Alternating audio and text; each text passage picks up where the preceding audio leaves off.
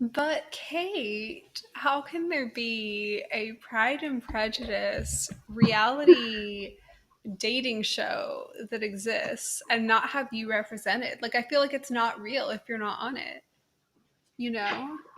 If I were on it, I would be entirely annoying because I would point to everything and make sure on camera, like the only thing I said ever on camera was pointing out all the inaccuracies. Like, I'm not even a true purist. I can enjoy the adaptations that are completely wrong. With very few exceptions, I allow uh, iterations and differences of opinion. But I would just be so annoying about that because I still like to like intersperse what it would have actually been, and people would be like, "Just get her off the show." NBC Universal's like, do we have her under contract? Like, what what are the terms of this agreement? Is this an at will situation?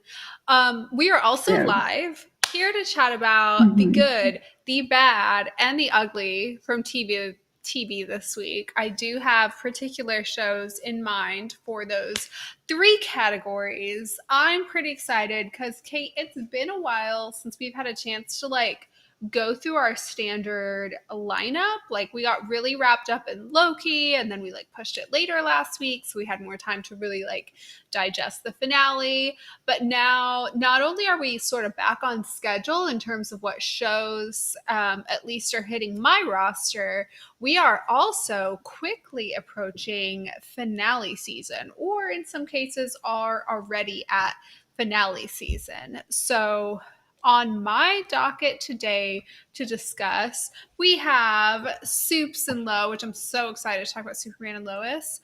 We have Good Girls, we have Flash, we have The Bachelorette. I'm so sorry, I'm distressed and I need to bring something to your attention. And we'll round it out with what I've been marathoning, which is Never Have I Ever, which just came out with season 2. But before we get into that, I want to know is are there any salacious news items other than the fact that there is a eligible bachelor moving into the neighborhood through this Pride and Prejudice reality show, and somehow you are not in want of this fortuitous man?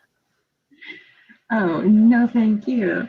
But yeah, so I don't have that much new news from Friday. So just a kind of heads up that the last letter from your lover is going to come out on Netflix on Friday. So very excited for that. And then the What If show on Marvel comes out on August 11th. And that's pretty So much it. that sounds pretty cool. Speaking of Marvel, I did watch the latest Black Widow movie since we last chatted. Did you? Well, I say the latest Black Widow movie as if there's other Black Widow movies, but like in my mind, several There's previous multiple. Marvel movies I only watched for Black Widow. But like, okay, technically the latest and the first Black Widow movie I did watch. Have you seen it? And if not, do you have plans to? I I have not seen it. I by now I'll probably just wait till it's out on Disney Plus. I have, however, seen the copious amount of edits online of just Florence Pugh being her hilarious self, and now it does make me excited to watch it. If for only just to watch those two together, it just seems really great. But no, I haven't seen it. I did hear some like generally positive stuff about it, but that's it. That's it. Can I spoil one tiny thing in it that is revealed, like, That's I fine. would say within the first 15 minutes? And you may already know it if, well, you may already know it. Sure, go ahead.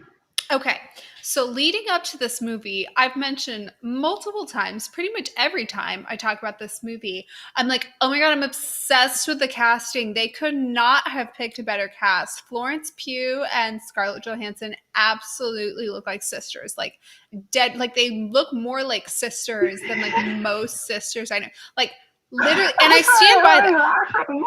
I stand by that, by the way. Like, they absolutely do. But they're not biological sisters in the movie. And like, did everybody know that except me? Like, had I been actually paying attention to past Marvel movies, would I have already known that? Maybe. But like, I really thought like they were going to reveal in this movie that this was like actually her little sister. And I was like, flawless casting. They look so, they're not sisters. They're not sisters. They don't even have sisters. They're not even like cousins or whatever. But like, Kate, they look like it. I'm not crazy. You're not crazy. I do agree they look alike. But I just didn't realize that that was a misconception that you had. Oh, it was very much so. I mean, I knew very little about the movie, but from the trailer, I assumed that they were not sisters. Okay. You know, had I like actually paid attention to like dialogue and plot elements of the trailer and wasn't just like, oh my God, this looks so badass and everybody's pretty, like, had I, rubbed my last two brain cells together, I might have been able to figure it out, but I didn't. So I didn't. I still stand by that. They still look like sisters. You can't convince me I'm wrong. They may not have been playing sisters. They may not be sisters, but they look like sisters. They have a lot of similarities in terms of like their face structure, body build, like everything like that. But no one asked me, and it turns out they're not related. Other than that, I think the movie was flawless. I was on a podcast panel that recorded Sunday, and it should come out in the next couple weeks or something, reviewing the movie, where I politely did not let anybody know that I went into the movie thinking that the two of them were sisters. But here in this more intimate space, I will let you know that I have no idea going in. I mean, I fully respect that, and I do agree they look very similar, but I think it is funny that you were very shocked by that. Thoroughly shocked. I feel as if they were going to be not bio sisters, they could have made them not look identical. Like, I feel like that's just leading people like me astray who don't pay attention, which just seems inconsiderate. But we have a lineup for today, and that lineup on my end includes no Marvel. And there's one place where I think our lineup overlaps the most, and that's Superman and Lois. So my question to you is, did you watch this week's Superman and Lois? I did. I watched it this morning. What did you think? Superman and Lois continues to be one of those shows that surprises me on how good it is. Like, there are definite aspects that could be better if it were a higher budget show. There were aspects of this episode that I was like, that could have been done better. That dialogue could have been a little bit snappier. The kid actors could have done better. Mainly talking about the kid that plays Jordan, but he's much younger actually. Because the kid that plays Jonathan continues to hit it out of the park. But especially for a CW show, it's really good. It's really good, and it's nothing unpredictable. Everything, you kind of could see a lot of this stuff coming. It was not a big surprise that Morgan Edge, when he blew up the Eradicator and then he becomes the Eradicator, whoa, these are some big brain stuff. But how they handle the town reception of the events is much better than a lot of the other CW superhero shows, because it actually feels genuine. Is it blown out of proportion? Is it like too heated? Yeah, but you're living in a small town where everybody knows everybody and everybody has to find somebody to blame. And sadly, the biggest finger is being pointed at the one family, the Cushings, and it's not really their fault. And even though Kyle was kind of a little too aggressive with his support of Morgan Edge, it came from a good place. And so just that development was so good. Yeah, I think the one thing that really stood out to me this week that like when I was taking notes got exclamation marks like in the middle of the sentence was something to the effect of I love that we're seeing a main female character handle an ethical dilemma in a way that's not villainizing her or even showing a weakness. So, thinking in terms of like I'm going to contrast it with Arrow in a way that's going to make Arrow look negative, which I know is not usually our MO. But I'm thinking about Thea. A lot of times we'd see Thea struggle with a moral dilemma and perhaps make the wrong, ethically wrong choice or an ethically questionable choice. And they would use that as a way to show that she was weak in contrast to the fact that she had superpowers, or they would use that as a way to show that she needed some kind of growth or needed some kind of training, or they would use that as a way to show that those around her will support her even when she fails, but it was still ultimately a failure or a weakness. And in this, it was so interesting and well done and complex to see Lois struggle with something where ethically, I kind of have to disagree with this, journalistic integrity that she's violating. And this, I think there's such a fine line where, keeping secrets and not trusting people in the grander scheme of vigilantism is almost always actually a bad thing. Like if it were done in real life, it's almost always villainous. So she's struggling with this, but her struggle and her choices, even where I might somewhat disagree with her and not even that much, I don't see it as her being weak. I don't see it as her making a flawed choice. It's just an interesting way to reveal this sort of complex morality. And we see her then talking with Superman about it, and he's saying, we're always she's struggling with it. He's saying we're always kind of having to ride this line of questionable journalistic integrity or whatever when it comes to these powers.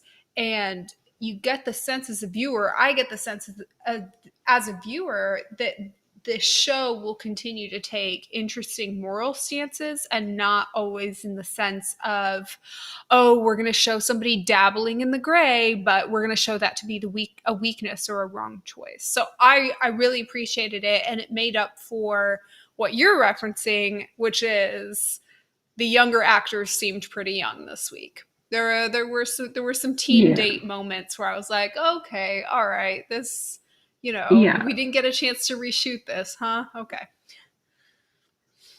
Yeah, I mean, the stuff with Jonathan and that other girl were a little bit better, Yeah. although it was like frustrating because it's frustrating when you give a character that I know I'm not going to like good music taste. Like, why would you do that? Why would you do that to me? Um, but the other thing also was that when you would see like Jordan and like they interwove it with Jordan, it's like Jonathan's the other girl on the scene with him, she was doing okay, but the girl that plays Sarah does much better than Jordan normally does. Yeah. So it was like it was kind of flip flopping of who was picking up the slack, and it kind of brought the entire montage, I guess you could say, down. But it wasn't bad. It was just noticeably not as good as it has been before. Mm-hmm. But to your point about Lois and the morality, we can even point back to when during season 7 of Arrow, there was a large group of people who were fans of Felicity that were, me included, kind of had to go, okay, whoa, why do we keep vilifying her? Yes, in a black and white world, what she's doing, bad. But in the scheme of everything else that's going on in the show, in the situations she's being dealt, it's on the lighter side of gray, okay? Mm-hmm. So she was having to deal with the implications of this man wanting to hunt her and her son down. It's like, is it wrong? Is it like not complete angel perfect? Yeah, but is it completely misunderstandable? And even in the court of peers in real life, yeah, she would be, if she actually murdered him, she would be sentenced. But would we all think she's the villain for killing somebody who was going to kill her son? I mean, no. But when it comes to like how they did it with Lois, it was great because I could see both sides for both of the moral dilemmas that she was in. So with the journalism, um, I understood her view of wanting to tell the whole story, of wanting to basically protect the Cushings by telling the full story, um, because and she felt like everybody else in the city or in the town would feel safer understanding the truth. But on her own personal turf, she can't just immediately reveal everything because it puts not only her father's position in the DOD at risk, it puts her family at risk. And it also, in highlighting too much of the truth, and I didn't really go into this, but if you think about it, highlighting too much of the truth, you sometimes have to like weigh, okay, what's journalistic integrity and what's telling too much to scare people. Yeah. So yeah, it would have been lying if she didn't tell them the exact truth. But some people are just not like she couldn't have said, you see, these people are coming from another planet and they're possessing our mind, like all this stuff. She would have had to kind of make a tamer version of it in order to present it in such a way that people would even believe her. So there was that aspect that I kind of understood, and she had to figure out a way to walk that line. Yeah, dealing with cannot remember her name, but the other journalist girl, she probably could have handled it better. But I understood. I understood both of their perspectives.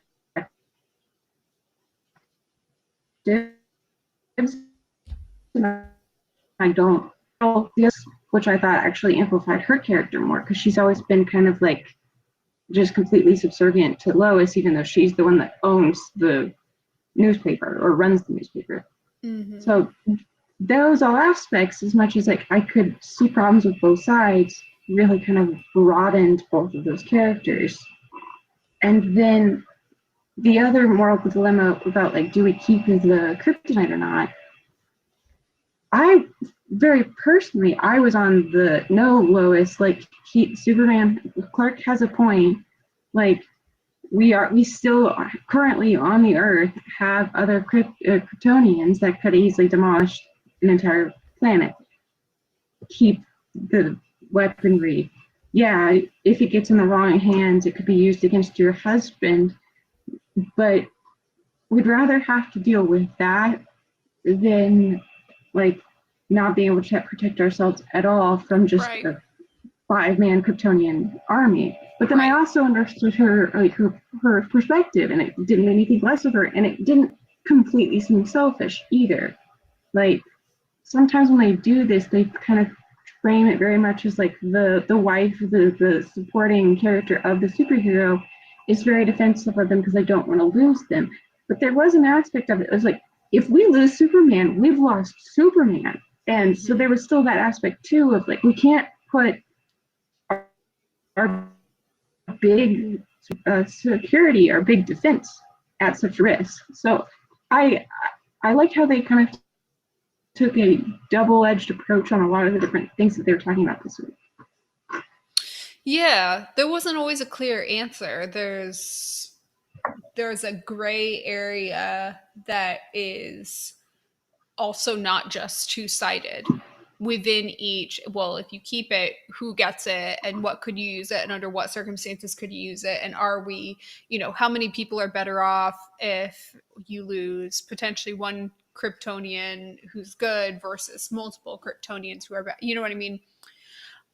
I want to touch on the family dynamic going on in this show because I see that as another huge bright spot. Now, I know we've mentioned this before, so this isn't just what we've talked about before, which is they're handling this idea of a family story really well.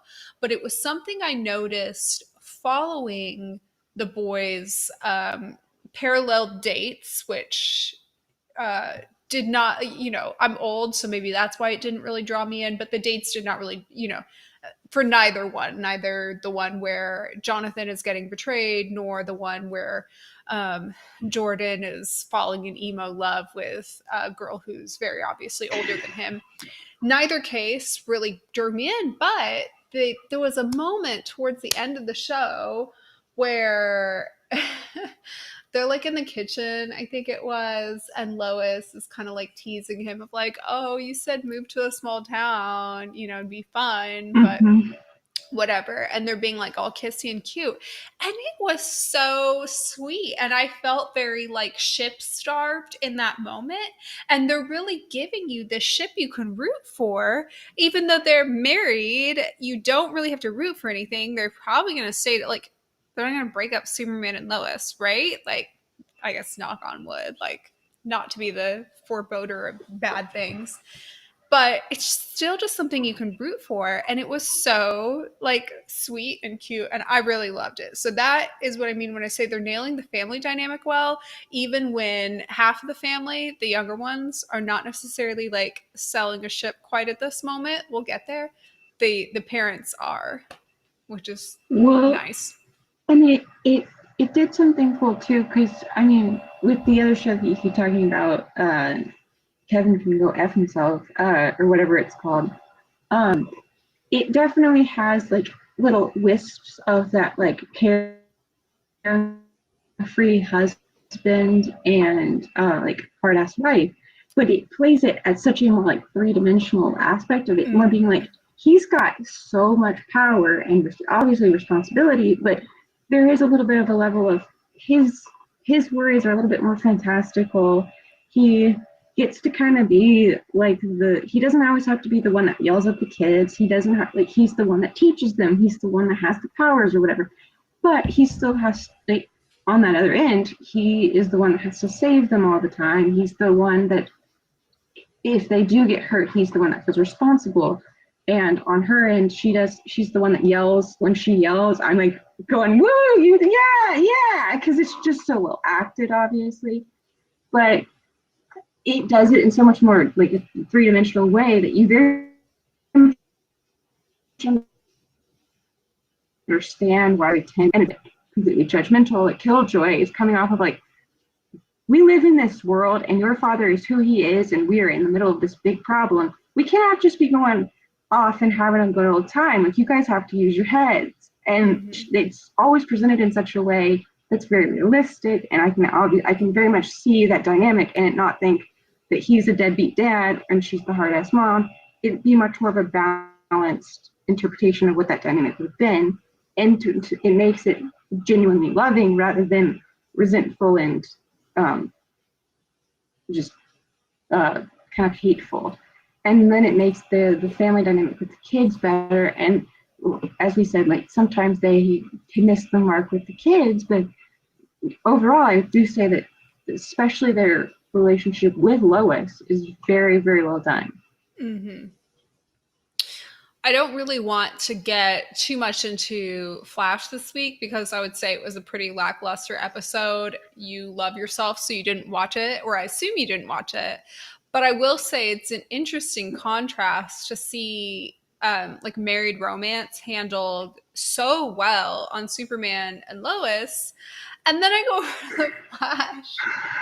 And like, first of all, there's always, I guess, for however long it's been since the crossover episode where Oliver and Felicity get married, there's always been that ongoing debate of, oh, did they crash a wedding or did they save all of their friends from Nazis and then arrange a wedding for them? And I'm not sure why that's a debate because I have 2 eyes, 2 ears, and basic comprehension skills, and it's the latter, but that's fine. They had a vow renewal, however, on The Flash this week. Um, and I feel that that's an interesting choice because there's been so little romance, I can just the driest, the the Sahara, like that. No one on that show has been wet in like 47 years. There's been so little romance. I said what I said, and yet they had a vow renewal. And I genuinely like this is how bad, and maybe it's just the chemistry. Like, no hate if it's literally just the chemistry. Like, I know the actors don't like each other, whatever. But for the first half of the little like vow renewal thing where they're all in this like little living room. It looked like their shared grandmother's living room, the way it was decorated. Getting ready to see the ceremony. I genuinely, Kate, I shit you not, I'm not trying to be shady. I'm not trying to be whatever. There was so much like discomfort and lack of romance between them that I genuinely thought there was like supposed to be some undertones of a fight happening or something was going on or one of them was like possessed by the mirrorverse again. I swear to you, like I'm not great. That's not the case. That's not what happened. Like it was a short like vow renewal, but it was like a normal vow renewal. Like they both like pledged to love each other and I guess not like leave the show for several episodes in a row again or whatever. But like the first half and when he like asked her to do a vow renewal, everything leading up to that, that it was palpably discomforting, like a tangible lack of romance. Like you're actually almost stiff watching it. And then towards the end, it gets very sweet. I would say by the end, they had like a lot of really good like emotion and chemistry, like at the very end. But leading up to it, it was like uncomfortable to watch the two of them together. I genuinely thought it was about to be a fight where they like one of them was going to be revealed to be some sort of like meta villain that possessed them. So maybe the bar is just set lower, but that's one of the reasons why Superman and Lois is really registering with me because it's actually this really like sweet romantic married couple that you're rooting for. I will say the new kid that they introduced on the Flash though, Bart or whatever, the Nora's I don't know if it's her twin or just her brother. He's great and I'm once again in the position of saying he should take over the show. Similar to So what I said on with that Riley. score, I will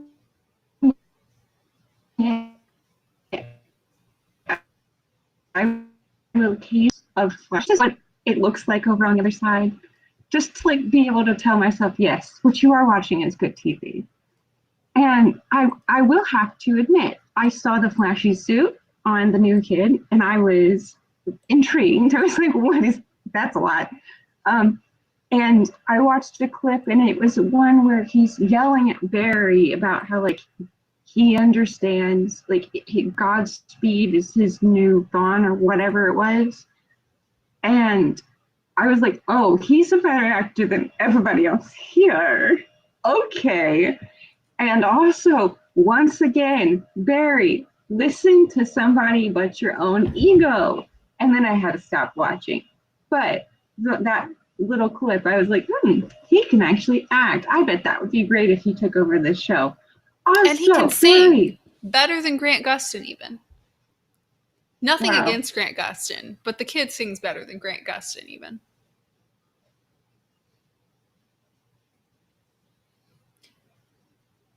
Kate is And it got frozen. like just does the part. Oh, try again. You unfroze. I was just gonna did I unfreeze?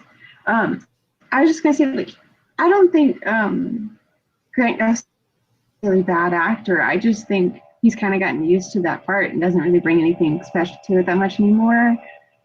Like I actually actively watch, but um, it was very striking how much that the kid who plays Bart was the best actor in the scene, and um, I don't know if his writing was that much better throughout the episode, but that moment his writing was overpowering Barry by a lot.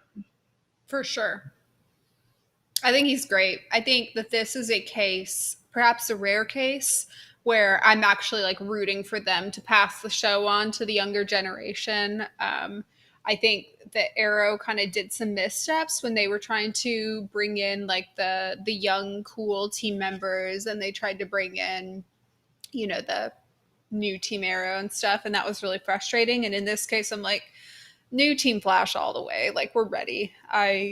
We're ready. We are overripe. I'm looking at the chat because Stormy had some thoughts on the Flash situation. I'm trying to get it to reload because it wasn't showing up for me. Okay, she says she's so out of the loop because she doesn't watch Arrowverse shows, but she is excited for Josh Segarra to join She-Hulk. He's by far the best Arrowverse villain. I was just thinking about Josh Segarra today because the the villains they've had thus far on The Flash, and honestly, in some cases on Superman and Lois, have left a little to be desired. And I was like, you know who was a good villain? Prometheus was a good villain. He was better than he had to be. Like, he did not have to be that good for a CW show. He could have gotten away with being not that good, but he was great. Yeah, I mean, so Arrow, like, Merlin was all right, and then Slade was pretty good, and then we went through a dry spell, and then we got Prometheus, which was great, and then it led into Kate and James, and at first everybody was like, this is going to be awesome. It's going to be more Felicity based. Kate and James was actually kind of creepy, but like in a new way. And then that was cut so short, and we had so long with Dragon. I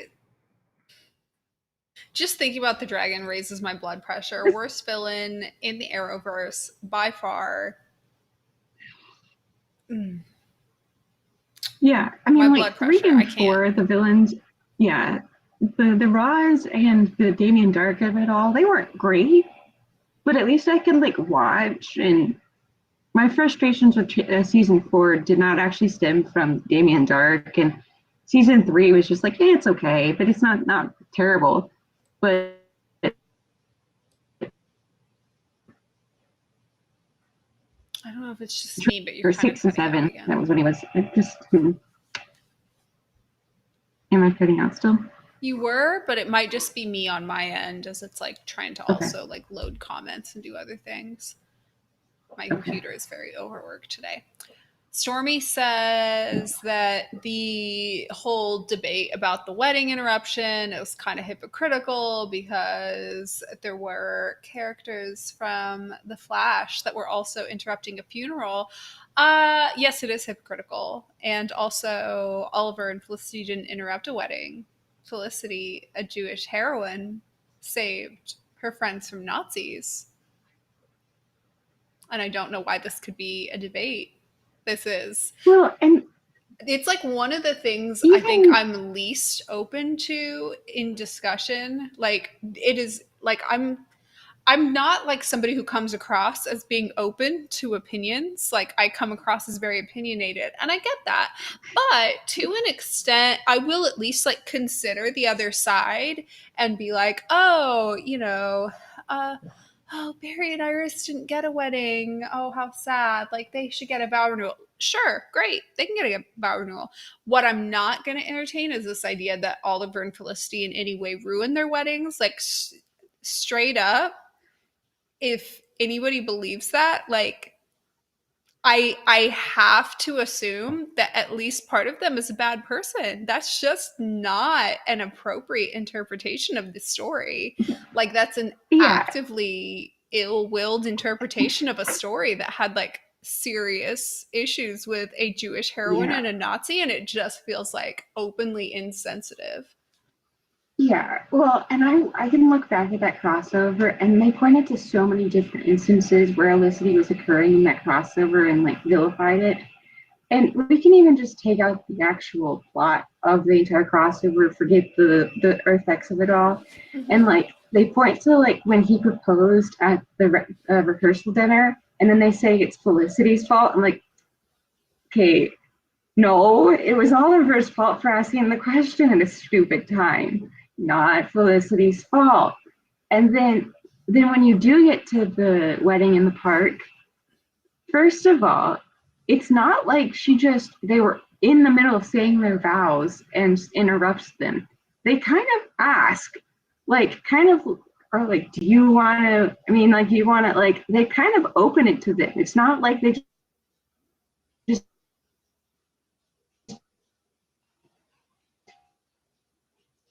interject themselves into that opportunity. So, well, hey, Diggle. So, and it's the 5 of them in a park. it's Right. not supposed to be like all attention on me. That version of a wedding would very much be like, I just want to get married to the person I love in the presence of people that we're close with. And while there's argument to be said about like how close these two couples are, I mean, that's kind of the idea that it was projecting. And I truly think that if that's how it was left, there still would have been gripes about it. There would have been people that hated Felicity already that would have been like vilifying her actions ignorantly.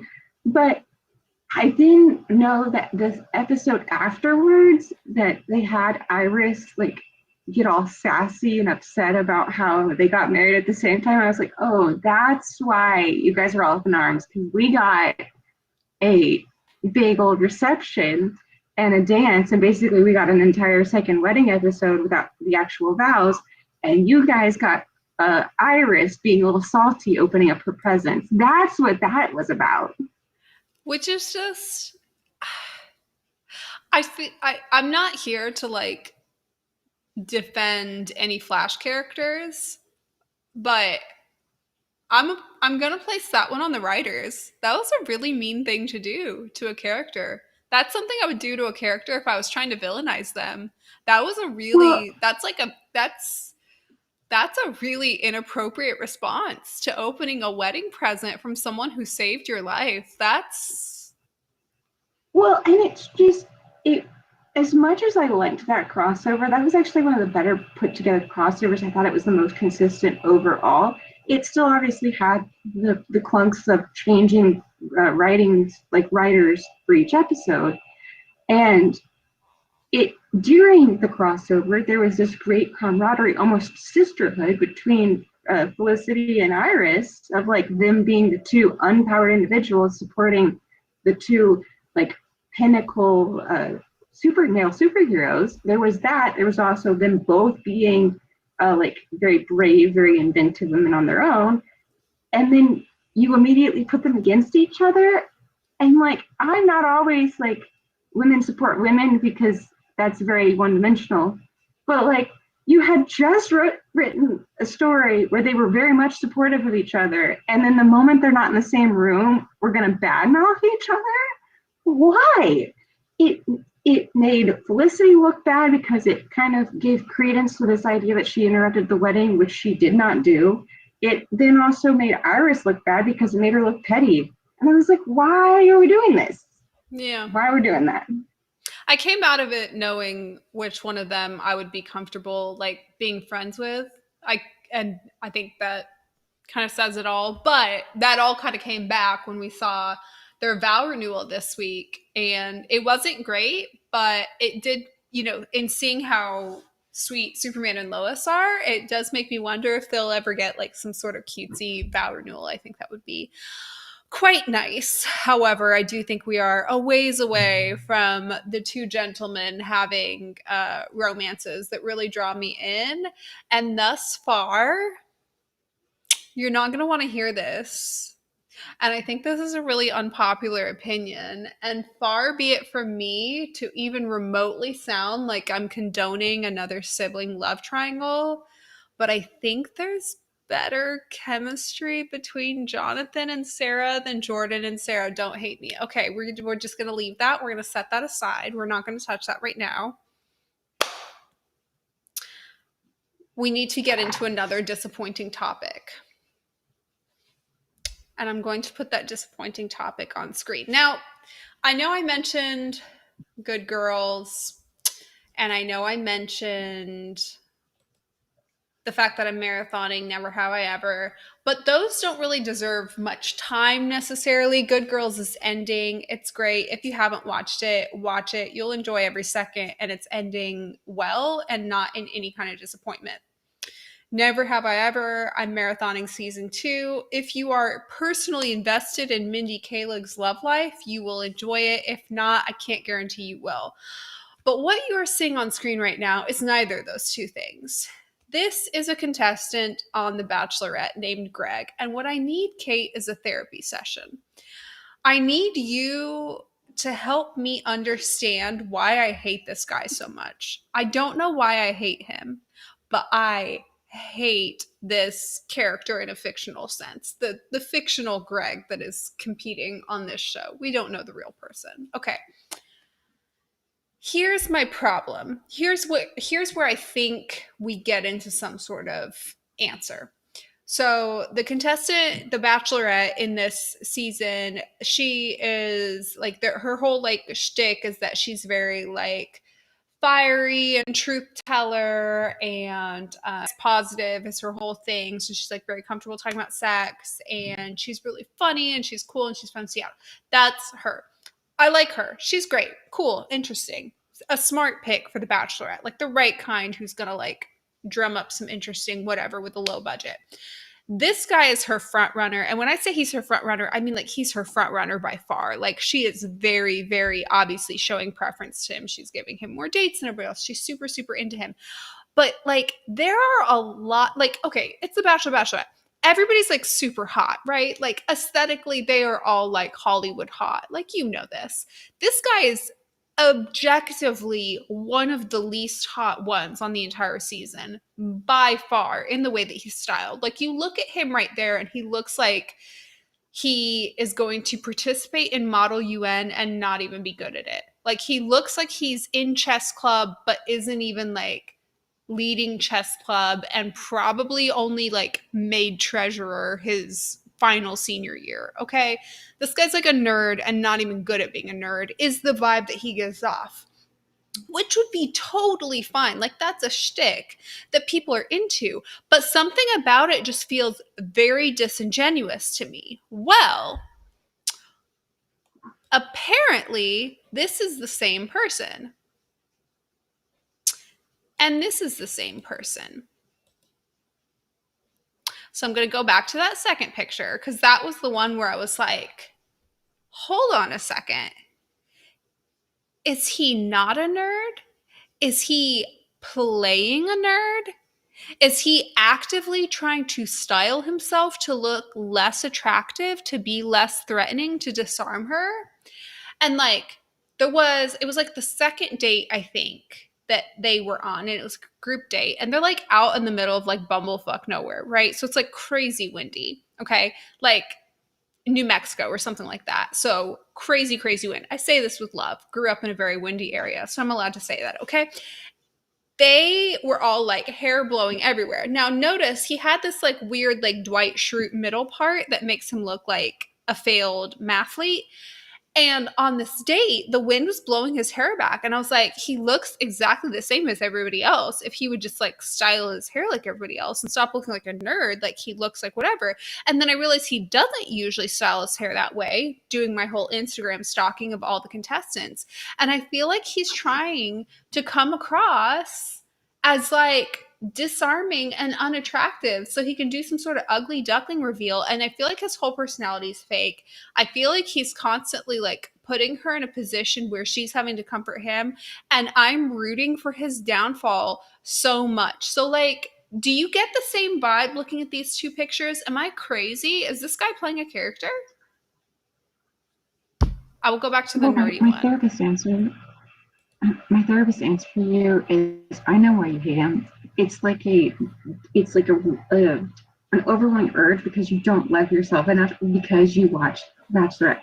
However, in the framing of your question, I think it's because neither of us really like even if you're being, I mean, all the characters are playing some form of character, obviously. All the guys on there.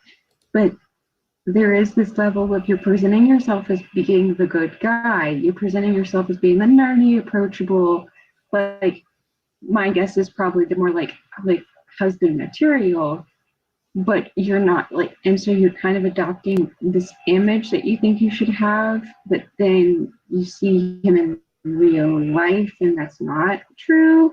And even if that's actually his personality or something, like just like a implication of some aspects of his personality, because the image doesn't because the product doesn't match the image on the box, you're a little off put by that, which I get. To me, it's also very much reminiscent of plenty of guys I've gone to school with, I've met before, where they have this like, I should be the next Bill Gates attitude. where it's like, you're not ugly. I can see where you could get girls. But you kind of almost dress yourself down. Like, you have more potential here. You dress yourself down so that way you fit in with the nerds. And that way, because you have the extroverted confidence, you can seem like the smartest person in the room, even though you know dirt shit. And because of all that, I too would probably be off put by his character, and I therefore have no answer for you for what is broken with you, other than that you watch The Bachelorette. That's so fair. That's a good analysis. This, like, the type of guy that, like, you know how there's like the type of guy that like gets a like reasonably well paying job and then is like, I don't like to wear fancy clothes and I don't pay for dates because I don't want girls just liking me for my money. Or I don't want to get a like functioning nice car or like get any sort of like, you know, moderate things to make your life a little bit easier because you're like, I don't want money to change me. And it's like, sir, you work an entry level engineering job. Calm down. Like, I feel like he's giving me that vibe. And also, I feel like he's giving me like actor vibe. And I know like all of them are in the arts. Like, don't get me wrong. Every single one of them would play a dead body on CSI Miami if given half a chance. It's not like I don't understand that, but like he's giving me this vibe of like he's playing the character that he thinks is going to like work for her.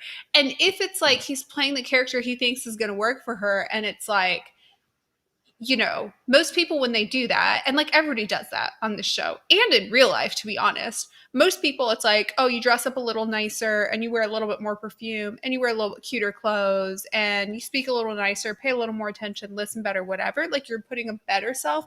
There's something about like putting a less good self out there that seems like he's using this persona to manipulate her and like make her think she's bringing him out of his shell or something.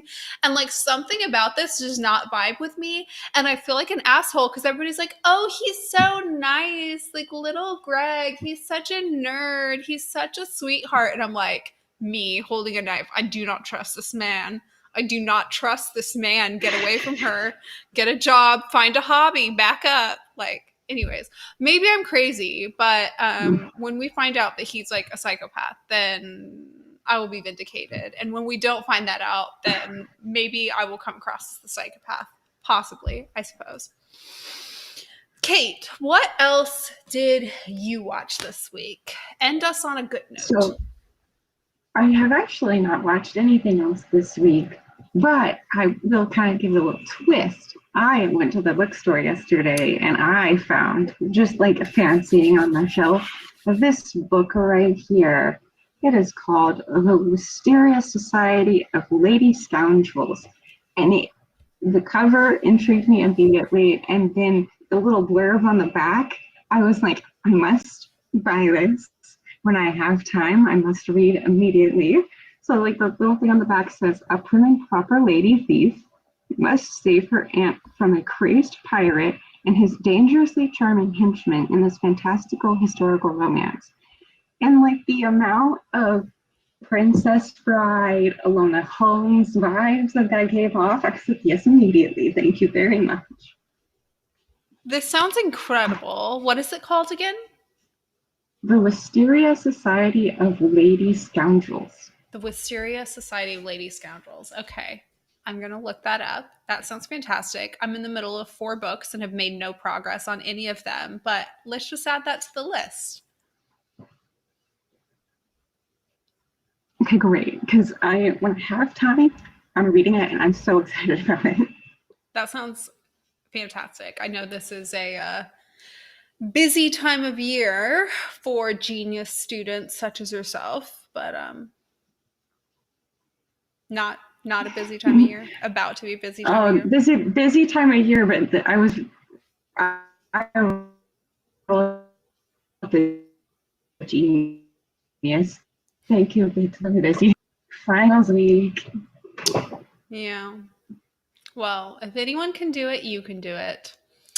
All right, I'm taking Greg off my screen. for my mental health. There we go.